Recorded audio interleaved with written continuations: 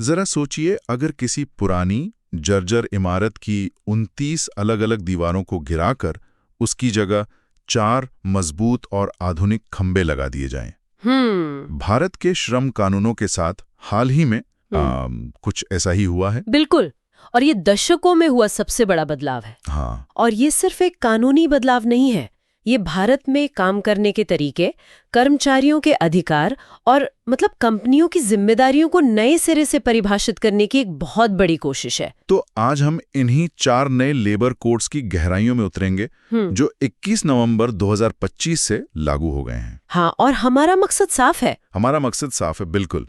हम सिर्फ ये नहीं बताएंगे कि क्या बदला है, बल्कि ये समझने की कोशिश करेंगे कि इसका असल मतलब क्या है। सही कहा। एक डिलीवरी राइडर के लिए, एक फैक्ट्री में काम करने वाली महिला के लिए और एक स्टार्टअप चलाने वाले के लिए हमारे हाथ में जो अलग अलग न्यूज़ रिपोर्ट्स और विश्लेषण हैं, हम उन्हीं के आधार पर इस पूरी तस्वीर को समझने की कोशिश करेंगे। बिल्कुल। हम देखेंगे कि कागज पर जो लिखा है वो जमीन पर कैसे उतर सकता है, कहाँ फायदे हैं, कहाँ छिपे हुए खतरे हैं। और सबसे जरूरी बात, क्या ये बदलाव सच में भारत की अर्थव्यवस्था और उसके करोड़ों कर्मचारियों के लिए एक नई सुबह लाएगा? चलिए शुरू करते हैं। तो सबसे पहले, ये 4 नए खंबे हैं कौन से? पुराने 29 कानूनों की जगह अब हैं वेतन पर कोड, औद्योगिक संबंधों पर कोड, सामाजिक सुरक्षा पर कोड, और आखिरी व्यावसायिक सुरक्षा, स्वास्थ्य और काम करने की स्थितियों पर कोड। नाम थोड़े भारी हैं। हाँ, नाम थोड़े भारी हैं, लेकिन इनके पीछे का इरादा कानूनों के जाल को सुलझाना है। और इस जाल को सुलझाना जरूरी क्यों था? ये समझना बहुत अहम है। कई पुराने कानून तो आजादी से भी पहले के थे। अच्छा। वो इंस्पेक्टर राज को बढ़ावा देते थे और आज की जो डिजिटल और गिग इकोनॉमी है उसके लिए तो बिल्कुल बेमानी थे। सरकार का तर्क है कि अगर भारत को एक मैन्युफैक्चरिंग हब बनना है और आत्मनिर्भर बनना है तो कारोबार करना आसान बनाना होगा। ये कोड्स उसी दिशा में एक कदम है। ठीक है, तो नींव समझ आ गई। हाँ। अब आते हैं उस हिस्से पर जिसका असर करोड़ों लोगों पर सीधे तौर पर पड़ेगा। कर्मचारियों के लिए असल में क्या बदला है? इससे समझने के लिए चलिए एक काल्पनिक किरदार की मदद लेते हैं। हाँ। मान लीजिए अजय नाम का एक लड़का है जो एक बड़ी फूड डिलीवरी आपके लिए काम करता है। ठीक है। इन नए कोड्स के पहले अजय की दुनिया कैसी थी? अजय की दुनिया में आप देखिए, कोई अपॉइंटमेंट लेटर नहीं था, कोई तयशुदा न्यूनतम वेतन नहीं था और ना ही कोई सामाजिक सुरक्षा। मतलब वो एक पार्टनर ज्यादा था, कर्मचारी कम। बिल्कुल। वो काम तो कर रहा था पर कानूनी तौर पर वो एक कर्मचारी नहीं था। यहीं पर पहला बड़ा बदलाव आता है। क्या? नए कोड के तहत अब हर कर्मचारी को एक औपचारिक नियुक्ति पत्र यानी अपॉइंटमेंट लेटर देना अनिवार्य है। ये सुनने में छोटी बात लगती है, पर इसका असर बहुत गहरा है। बहुत गहरा। अपॉइंटमेंट लेटर का मतलब है कि आपके काम की शर्तें, आपकी सैलरी, आपकी छुट्टियां, सब कुछ लिखित में होगा। ये कर्मचारी और कंपनी के रिश्ते को एक कानूनी आधार देता है। हाँ, अजय जैसे लाखों लोगों के लिए ये एक बड़ा हक है। अब आते हैं वेतन पर। पहली बार एक राष्ट्रीय न्यूनतम वेतन यानी नेशनल फ्लोर वेज का कॉन्सेप्ट लाया गया है। हाँ, इसका मतलब है कि केंद्र सरकार एक न्यूनतम मजदूरी तय कर देगी और कोई भी राज्य उससे कम वेतन नहीं दे सकता। ये असमानता को कम करने की एक कोशिश है। लेकिन वेतन की परिभाषा में भी तो एक बड़ा पेच है ना? मैंने पढ़ा है कि वेतन की परिभाषा को स्टैंडर्डाइज किया गया है। हाँ। और इसका असर लोगों की टेक होम सैलरी पर बढ़ सकता है। ये क्या मामला है? आपने बिल्कुल सही पकड़ा, ये बहुत जरूरी बदलाव है।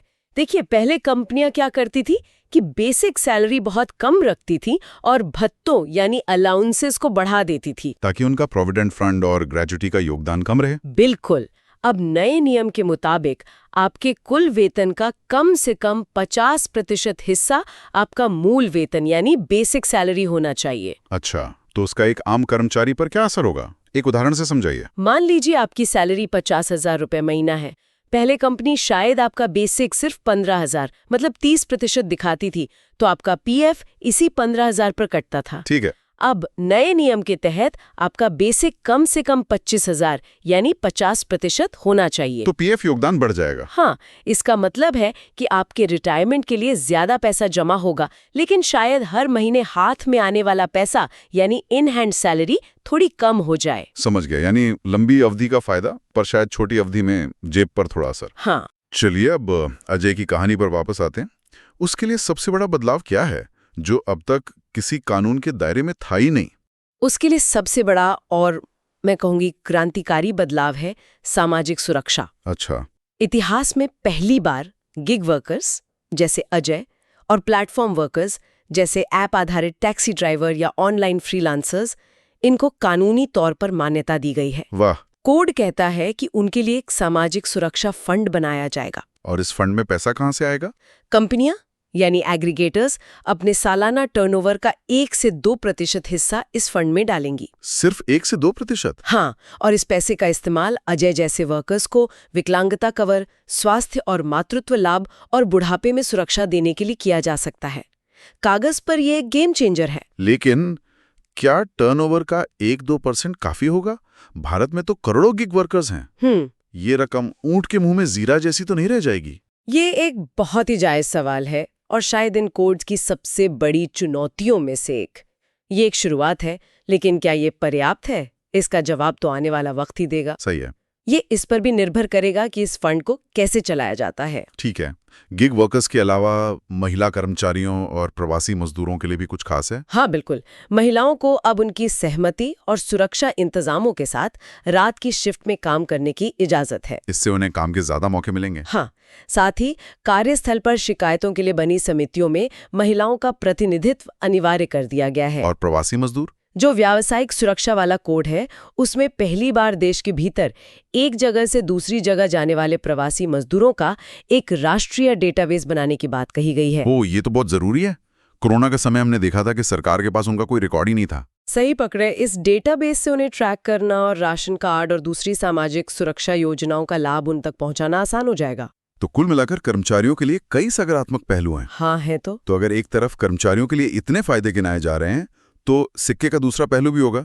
कंपनियां और उद्योग जगत इसे कैसे देख रहा है और ट्रेड यूनियनों को किस बात की चिंता है? कंपनियों के नजरिए से देखें तो सबसे बड़ी राहत है ईज ऑफ डूइंग बिजनेस। अच्छा। 29 अलग अलग रजिस्टरों, लाइसेंसों और रिटर्न्स की जगह अब एक यूनिफाइड सिस्टम होगा। इससे उनका समय, पैसा और सरकारी दफ्तरों के चक्कर तीनों बचेंगे, जिसे वो कंप्लायंस बर्डन कम होना कहते हैं। बिल्कुल। और एक और बड़ा बदलाव है जो कंपनियों को बहुत ज्यादा लचीलापन देता है, वो 300 कर्मचारियों वाली सीमा। हाँ, और यही इन कोड्स का सबसे विवादास्पद हिस्सा है। क्यों?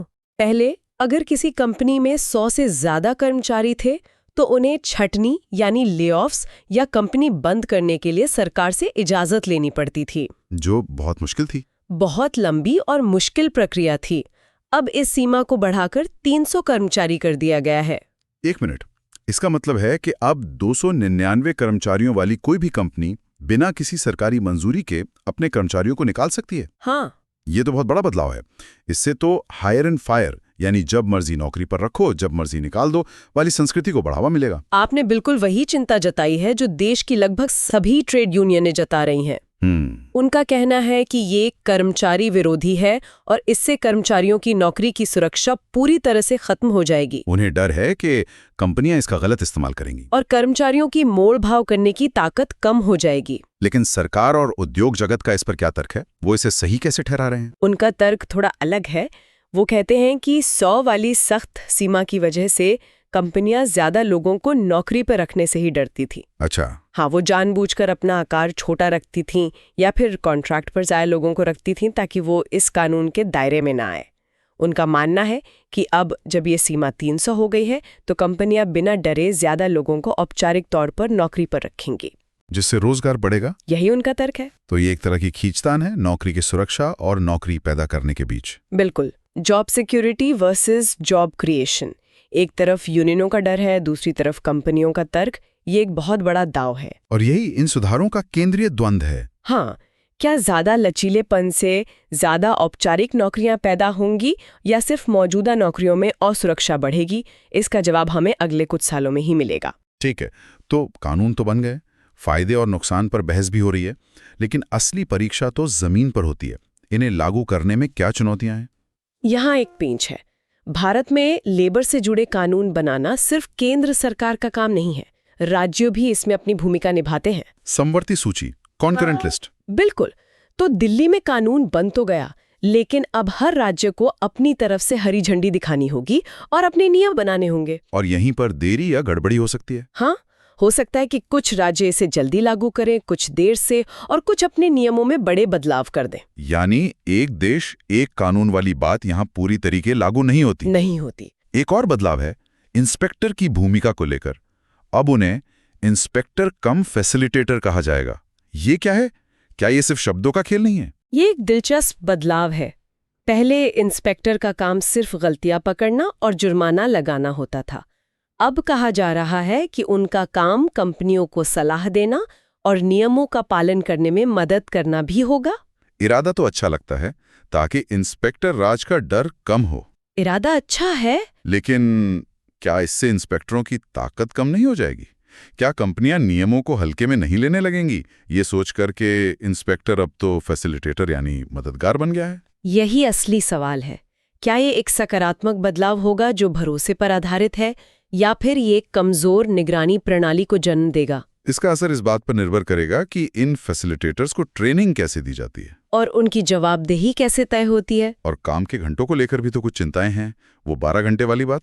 हाँ, नए कोड में रोजाना 12 घंटे तक काम करने की इजाजत है, बशर्ते हफ्ते के कुल घंटे 48 से ज्यादा ना हो। इसका मतलब है 4 दिन 12-12 घंटे काम और 3 दिन की छुट्टी। हाँ, कंपनियां चाहे तो ऐसा कर सकती हैं। कुछ लोगों के लिए ये अच्छा हो सकता है, लेकिन चिंता ये है कि कहीं इसका इस्तेमाल कर्मचारियों से ज्यादा घंटे काम कराने और उनके स्वास्थ्य और निजी जीवन के साथ खिलवाड़ करने के लिए ना किया जाए। तो कुल मिलाकर अगर हम बड़ी तस्वीर देखें तो इन सुधारों के पीछे सरकार का असली मकसद क्या है? 3 मुख्य मकसद दिखाई देते हैं। पहला, कानूनों का आधुनिकीकरण, जो जरूरी था। वो तो था। दूसरा, अर्थव्यवस्था का फॉर्मलाइजेशन, यानी ज्यादा से ज्यादा लोगों को औपचारिक नौकरी के दायरे में लाना। आपको जानकर हैरानी होगी कि भारत में लगभग 80% से ज्यादा वर्कफोर्स असंगठित क्षेत्र में है, जिन पे अब तक ये कानून लागू ही नहीं होते थे। बिल्कुल। और तीसरा, वैश्विक स्तर पर भारत को चीन के मुकाबले एक आकर्षक मैन्युफैक्चरिंग डेस्टिनेशन के रूप में पेश करना। तो ये एक संरचनात्मक सुधार है, कोई छोटा मोटा बदलाव नहीं। इसकी सफलता और असफलता का असर पूरे देश पर पड़ेगा। बिल्कुल, ये सरकार का एक बहुत बड़ा दांव है।